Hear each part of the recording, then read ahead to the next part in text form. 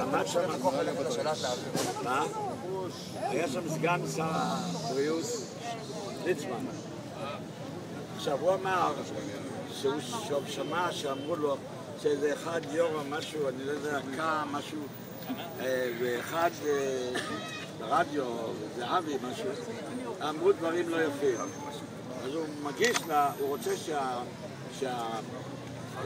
שהממשלה, לא הממשלה, היועץ המשפטי יתבע אותנו לדין על זה שאנחנו... אני ראיתי את האיש הזה עומד שם, זה אורח כולו, יש לו איזה 10 ילדים, יש לו בטח 10 בתים, יהיו להם 100 נכדים, יהיו להם 1000 נינים, וכולם יהיו מסודרים, יש להם בק, יש להם מישהו שתומך בהם. לחרדים יש, למתנחלים יש, לכם אין. זו הבעיה, אין לנו מי שיעמוד מאחורינו, אין. יש 30 חברי כנסת שנבחרים על ידי צד אחד, ליברמן ואחד ש"ס. הרב עובדיה בוחר. ביום הבחירות צריך להגיע לקלפי, והם מגיעים... אני מקנאה בחרדים על הסולידריות שלהם, אני מקנאה בהם, הייתי רוצה כזאת סולידריות. יש כאן אנשים שהייתי שמח שייצגו אותי, אבל כשאני הולך לקלפי אני מצביע לאופציה הכי פחות גרועה, ולא לאחרים. אני רוצה את החרדים איתי במאבק. נכון, וזה מה שיפה. אני מקנאה בסולידריות שלהם. נכון, כי הם ערבים אחד לשני. אני רוצה אותה ערבות ביני לבין צועקים נאצים וחיילים, זה בסדר. זאת אומרת, יש פה... אין לנו כוח, אתם יושבים פה מועלים. אבל זה לא נכון, יש לנו בואו נדבר, אבל בואו נעשה כמו שעושים במעגל. יש לנו פה איזושהי הסכמה על מי שלא היה, על תנועות ידיים, שאומרות מסכימים, לא מסכימים, חבר אתה חופר, ויש לי משהו להגיד לך בשורה אחת, בסדר?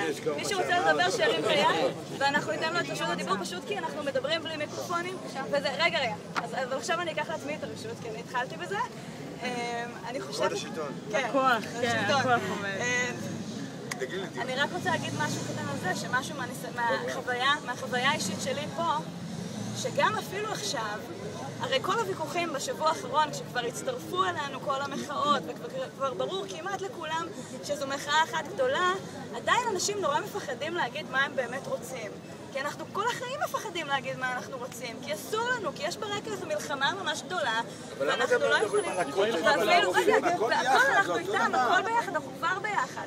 ועדיין, לבוא ולהגיד את החלום הגדול הזה, שאנחנו רוצים מדינה שהיא מנוהלת על ידינו, שהיא מדינה שיש בה בריאות ציבורית, ושיש בה דיור ציבורי, ושיש בה חינוך ציבורי, ושהכל עובד נהדר, שאין פערים חברתיים כל כך גדולים, במדינה כזו אנחנו מתביישים להגיד, אפילו את זה. היה פעם חוק הגנת הדייר בארץ, זה היה חוק, פה בארץ.